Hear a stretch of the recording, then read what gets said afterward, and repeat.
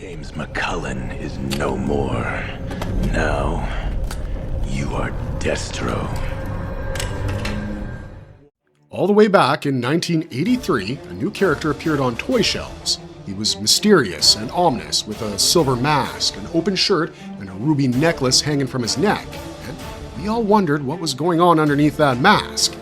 I think you guys have probably already figured out that today we're going to be talking about Destro, a character created by Ron Rudat who was inspired by the idea of the Man in the Iron Mask by Alexandre Dumas. And then came Larry Hama, the OG writer behind the G.I. Joe comics, who turned Destro into something different.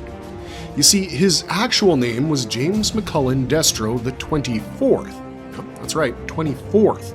He wasn't just a man, he was a whole-ass legacy, a dynasty even. And we loved how he was one of those few villains who wasn't shown to just be some incompetent tool losing against the good guys over and over. He was calm and calculating and super strategic. He felt even more dangerous than the other characters, and if you haven't explored Destro's backstory, trust us when we tell you, he's got one hell of an evil repertoire, and you've got to keep watching to find out all about it. G.I. Joe lovers know how Destro's story and arcs are scattered across the comics and movies, and even the animated shows, and the origin story behind his mask keeps changing and shifting and evolving. There ain't no way you're finding it all in one place until now. And that's exactly why we're here today, guys. We're covering every major origin story, almost all of his appearances, his storylines, his personality, all the deets, everything. Hell, we're even covering the latest Energon series. You guys will be able to write whole-ass character breakdown essays after this video, and hopefully, by the end of it, you'll start to see exactly why Destro is one of the most compelling and serious villains in G.I. Joe. So, sit back, enjoy, and let us take you through everything you need to know about the man, the myth, the legacy that is Destro. Let's get into it. Destro's origin in Marvel Comics. This version is written primarily by Larry Hama, and we love him for it. James McCullen Destro XXIV is a Scottish laird, the head of the McCullen clan, and CEO of Mars Industries, which stands for Military Armaments Research System. And for all my mythology lovers out there, you already know the name Mars comes from the Roman god of war. James was born in Callander, Scotland, and belongs to a line of weapons suppliers who can be traced all the way back to the 1600s. And he actually isn't just a weapons supplier, he himself has some deep knowledge about weapons, designs, and manufacturing. He ain't just some CEO who sits in his high tower and knows nothing about the business he's running. Rather, James McCullen Destro is the business. He has some insane mastery over any and all weapons and is also a brilliant military strategist. But what we like most about Destro is his philosophy. He once wrote in his personal journal, "As long as there are people in this world, there will always be conflict. Technology advances best during times of strife and battle, but there are always those who will take advantage of this. Better, it should be someone with honor." He doesn't see himself as a villain, but rather a necessity in a world full of chaos, and he really does have honor, like a literal code of it. He follows his rules strictly, even when it costs him. In fact, there have been times when he's helped the G.I. Joes and gone against Cobra. He believes that certain lines should not and cannot be crossed and is always on the side of honor, whether that's with Cobra or G.I. Joe. He even saved Cobra Commander, despite wanting nothing more than to kill him. Destro also has a lot of history with another beloved character in the G.I. Joe universe, and of course, we're referring to the Baroness. For everyone who's only seen the films, she wasn't just Duke's fiancée, she was actually thought to be Destro's wife. They had met when they were super young, before he even became Destro. He met her when attending academy in Edinburgh, and they trained together. They even sparred together since both of them were pretty accomplished fencers, and that's how they built a relationship from the ground up. In fact, he joined Cobra just to get close to her, and his one main objective was to whisk her away. This was an unusually deep and caring relationship, not just some unrequited love story, but a mutual bond. The Baroness even risked her life to save him from an explosion which left her disfigured and almost left for dead. And Destro really did believe she was gone. After all, 80% of her body was burnt and she was in a coma. Another interesting fact about him is that he's basically a hedonist and a materialist. My guy loves luxury, wealth, and everything money. In some iterations, he's literally shown to be surrounded by stacks of cash and bricks of gold. There's even a version of the toy out there that was nicknamed Pimp Daddy Destro, and we're not joking about that. Turns out he just really enjoys the finer things in life and ain't ashamed of that at all. And why should he be? Now, let's get into the most important backstory of all, the Silver Mask. That mask didn't begin with the current Destro. It's actually a family tradition that's been followed by the entire McCullen clan for ages to honor their ancestors. You see, it was back during the English Civil War that the first Destro was caught selling weapons to both sides of the conflict. Oliver Cromwell's men captured him and had to punish him somehow, but of course they couldn't exactly kill him because they still needed to buy weapons from him. So, instead of executing him, they chose a more symbolic punishment. They trapped his face in an iron mask. In fact, in this version, it wasn't just a mask, but rather scalding hot iron that fused with his skin and would never come off. But the twist is that the McCullen family didn't treat this as shame. Instead, they turned it into a legacy, and now it's like a family tradition where every member of the Destro clan must wear a mask in public as a sign of pride to honor their ancestor. They pretty much just reclaimed the narrative while looking hella cool and mysterious. And to this day, the McCullen clan and Mars Industries still play both sides, selling weapons to whoever will pay the most money. And his mask is no longer just a fashion statement. His mask and gloves are made of beryllium steel, and he legit uses his head and gauntlets to scrap with enemies. His gauntlets even carry his favorite weapon, which are these little wrist rockets that he wears. And y'all already know what he looks like, so let's talk a little bit more about his storyline in the comics. His first appearance was in the Marvel Comics series G.I. Joe, A Real American Hero, number 11, where he was basically hired by Cobra as a specialist who would help them stop G.I. Joe from foiling their operation on the Alaskan pipeline. Even here, he's several steps ahead of everyone else, but of course, Destro never reveals his hand. His actual intention wasn't just to help out Cobra. He wanted to remove Cobra Commander and sit on the Cobra throne himself. Yup, he wanted to lead the bad guys with the Baroness by his side. But Cobra Commander realizes that this betrayal could be coming, and he hires Major Blood to assassinate him. Remember how we talked about the Baroness saving Destro? Well, she crashes her vehicle to stop the assassination, and we all know what happened next. Naturally, Destro turns his anger towards Major Blood, and Cobra Commander goes about business as usual. That is, until the Joes capture him. And it sets up the perfect opportunity for Destro to take over Cobra. He was a pretty good leader too. Soon, Baroness came back and told him of Cobra Commander's role and what happened to her, and of course, Destro vowed to kill him. But remember when we spoke about a time when Destro saved the Commander's life? Well, in this very storyline, Baroness and Major Blood had actually teamed up and hired a young boy to assassinate the Commander during a Cobra rally. But when Destro finally noticed the boy, he realized it was the Commander's own son, Billy. And being the honorable man he is, he couldn't possibly allow patricide to happen in front of his own eyes. So he saved the man he had vowed to kill, and that really tells you everything you need to know about the Marvel Comics version of Destro. Eventually, as the series continued, Destro even formed his own faction called the Iron Grenadiers. The Iron Grenadiers became a crucial part of the whole Cobra Civil War as well. They wore black suits with gold and red highlights and carried gold-hilted swords and were fiercely loyal to Destro, but regardless of all this, one thing remained constant. He cared about Baroness more than anything else. He entered the war, and as the Joes fought Cobra, he made his move and flew off with his love. They even tried to leave Cobra behind and start a new life in Castle Destro in Scotland, but it wasn't all that easy since the Commander doesn't give up. And I mean, that's Destro for you. A man who lives by one hell of an honor code and loves his girl more than anything. Sounds like a pretty stand-up guy to us, as long as you don't count any of the war profiteering. James McCullen, you Scottish pig. You've been found guilty of treason for the sale of military arms to the enemies. Destro's origin in G.I. Joe, The Rise of Cobra, 2009. Okay, now we're getting into a version of Destro that I have complicated feelings about. He's not the worst, but he definitely loses some of the Destro essence, and we'll explain why.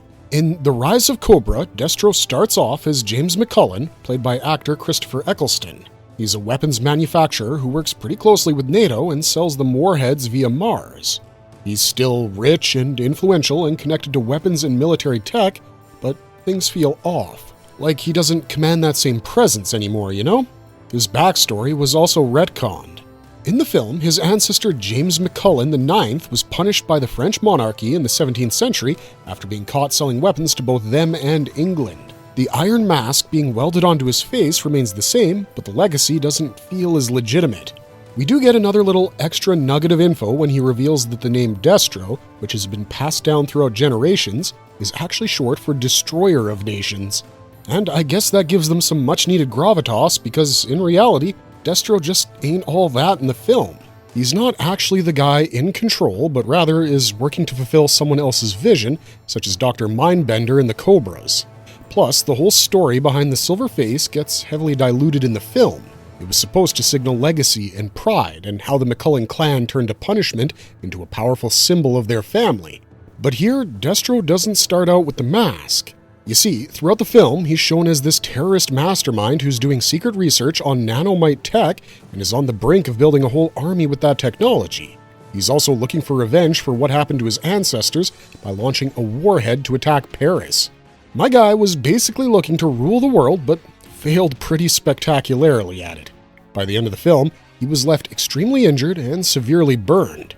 That's when Rex Lewis, aka our Cobra commander, took over and used Destro's very own nanotechnology against him. He injected the nanomite particles into Destro, which transformed his face into a living metal surface, aka the mask. And it's a pretty brutal scene as Destro falls to his knees and Rex Lewis claims all the power, announcing himself as the Cobra commander.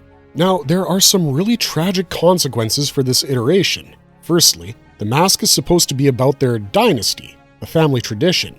It's supposed to sort of commemorate their powerful history in the world of weaponry, but instead, it becomes a result of nanotechnology experimentation, and we get it, it's a whole sci-fi take that fits the tone of the film, but it still strips away something very important from the character, and that's choice.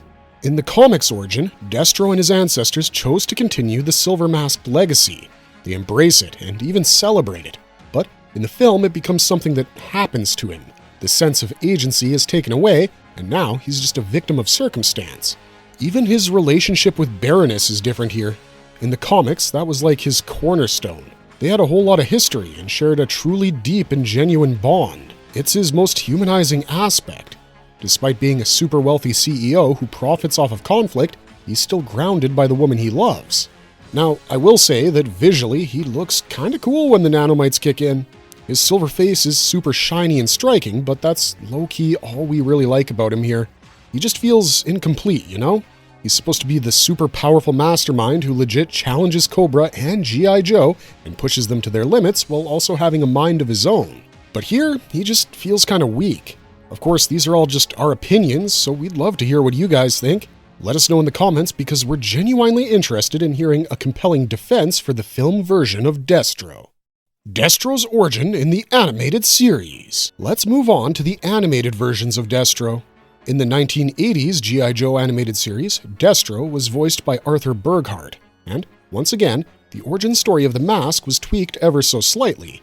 This is revealed in the first season episode Skeletons in the Closet. They switch up the whole Cromwell history where he punishes the Destro ancestor for dealing arms to both sides, and instead, here we get a McCullen ancestor who's accused of witchcraft and thievery and is forced to wear that hideous metal mask. It basically marks him as a criminal, but like in the comics, the family refuses to accept it as a punishment.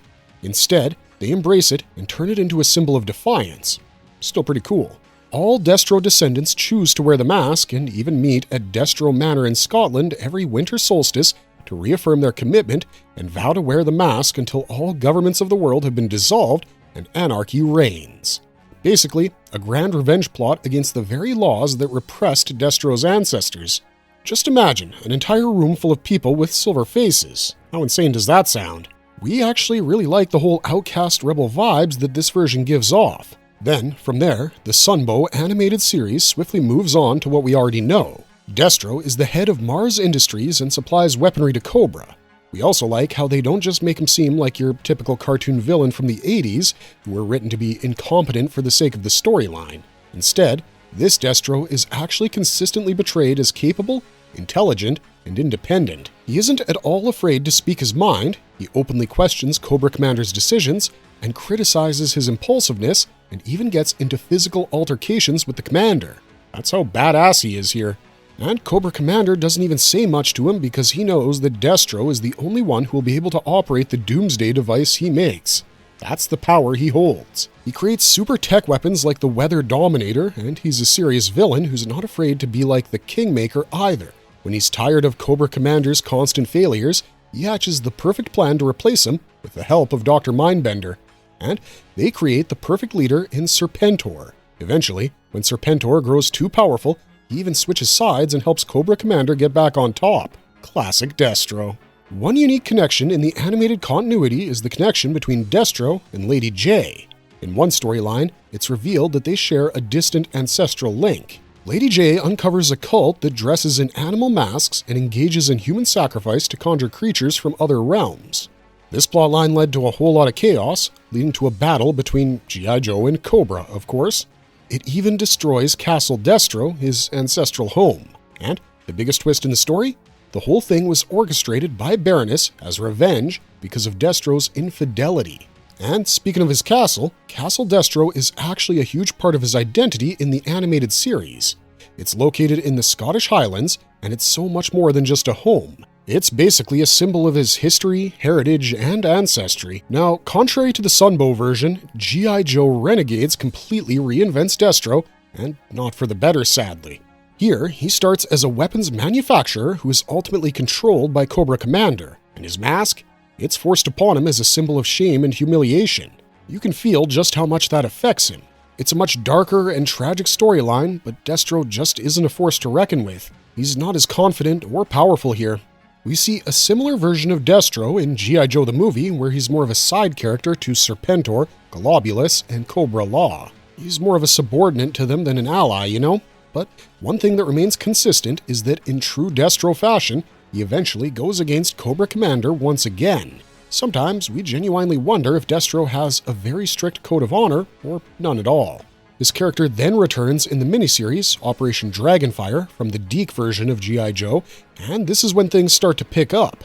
He becomes almost like Serpentor's right-hand man and starts wearing a gold mask and the Iron Grenadier's uniform. This was visually a pretty big departure from the Destro we all know and love. He even started a new relationship with Zorana, having left Baroness behind.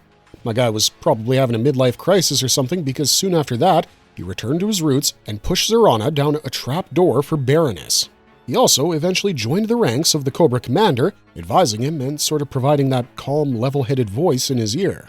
Oh, you guys should also check out Sigma 6, because there, even though he's still a loyal weapons master to the Cobra Commander, there's one small twist to his story. The series mentions him having circuits in his body, which means he obviously has some kind of cybernetic enhancements, and many even believe this to be a cyborg version of Destro. How cool is that? Then, we've got G.I. Joe Resolute, which I actually really liked, purely because here, Destro finally has a Scottish accent. It's a small detail, but it gives that added authenticity that we love. And here, he's back to being the comic Destro, all calm and calculated and commanding, and of course, doing all his evil shenanigans with his ride-or-die, Baroness. But just a heads up, they're part of a subplot, so don't go expecting him to be the main character, even though he always has that main character energy. Destro also pops up in the animated movies G.I. Joe Spy Troops and G.I. Joe Valor vs. Venom, so you guys can check those out as well. He's your typical Destro, creating battle android troopers, aka Bats, and helping Dr. Mindbender with his venomization project. Destro origin in Energon universe. Now, last but certainly not least, we've got Destro in the Energon universe. Skybound Comics released cover art for the Destro miniseries, where he basically looks like a modern incarnation of the OG Marvel Comics Destro. He's still got the silver mask and the ruby pendant, and he's holding a shiny golden gun. Oh, he's also sitting on a whole bunch of tech and weaponry. The basic backstory is still the same, as Destro is the founder of Mars Industries, which acts as the weapons manufacturer for Cobra. But obviously, with Cybertronian tech and Energon being thrown into the mix, things are about to look very different for him and Mars Industries. We should also mention that this modern version of Destro is actually quite suave. Like he's low-key created to be somewhere between James Bond and Shaft. He's a badass anti-hero who always gets the girl, and that too in style. From the very first issue, we're thrown into a full-on civil war of sorts. We're in Darklonia, where the people are trying to overthrow the regime, and just when the Prime Minister thinks that he's squashed the revolution, in come mechanized human-like robots called Battle Android Troopers, aka BATS, and you already know that these are courtesy of none other than Destro.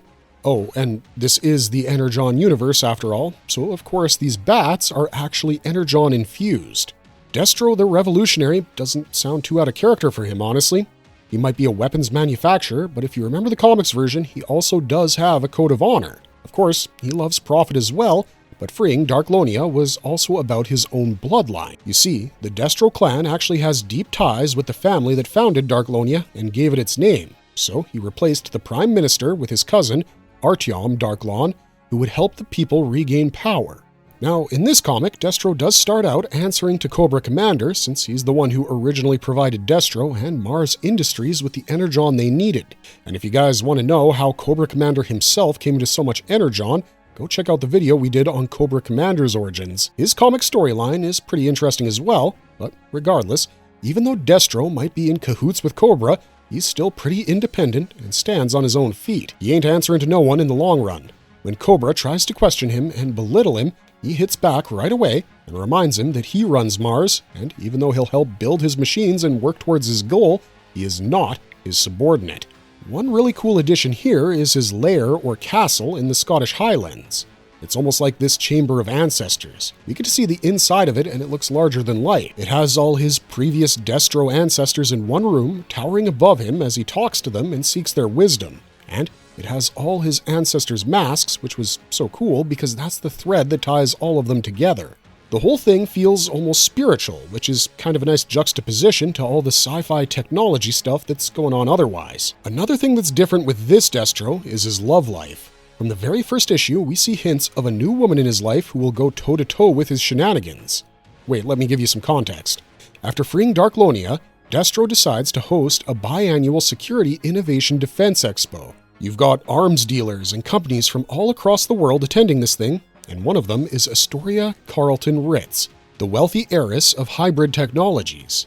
Now, if you're a Transformers fan, like a diehard one, then you might have heard of her before. She appeared in the G1 cartoon in an episode titled The Girl Who Loved Power Glide. She's basically in charge of her late father's company, aka the new CEO of Hybrid Technologies, and she's a ruthless businesswoman attending Destro's expo.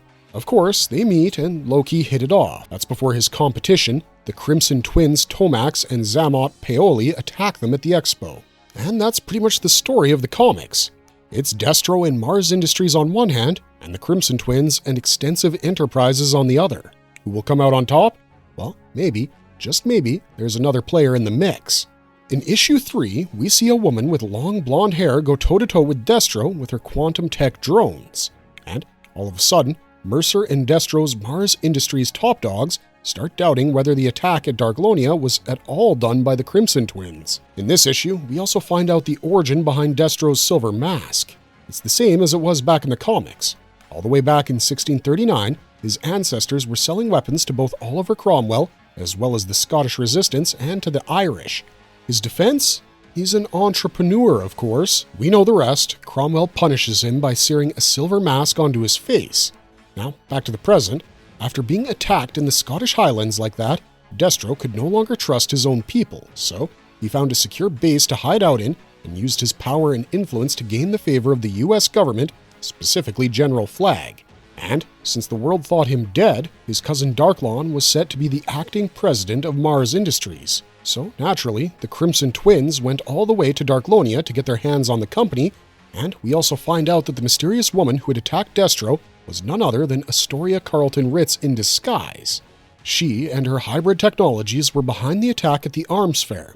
Well, kind of. You see, Astoria and her father had actually worked on the ultimate weapon and named it Overkill. But then, Overkill started to take over and make decisions for itself. And it was Overkill who had decided to attack the trade fair. Turns out, it's a satellite all the way in space.